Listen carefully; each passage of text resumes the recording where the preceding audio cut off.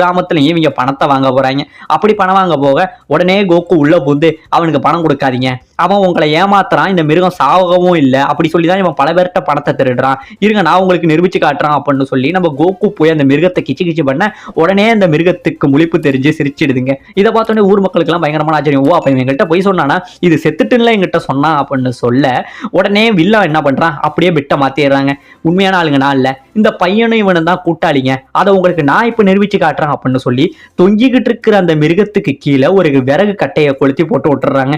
இது போட்ட உடனே அந்த மிருகம் என்ன பண்ணுது, அப்படியே கொஞ்சம் கொஞ்சம் அதோட முடி தீல கருக நம்ம கோகு சொல்றாரு, உங்களோட ஃப்ரெண்டை இப்படி பண்ணவே உங்களுக்கு வெக்கமா இல்லையா, அவன் உங்களுக்காக தானே எவ்வளவு பண்ணா, ஏன் அவனை இது பண்றீங்க, அவனை ஒழுங்கா காப்பாத்துங்க அப்படின்னு இவங்க சொல்லுவாங்க. ஆனா இவங்க எதுவுமே பண்ணாம நான் சொன்னதை நிரூபிச்சு காட்டணும்னு சொல்லி இவங்க அதே இதுல இருக்காங்க. அந்த மிருகத்துக்கு கொஞ்சம் கொஞ்சமா தோல் சூடாகுது, அதால ஒண்ணுமே பண்ண முடியல பாவம். ஆனா உடனே நம்ம கோகு என்ன பண்றாரு, இங்கே இருந்து போய் அந்த மிருகத்தோட கயிறை உதைச்சு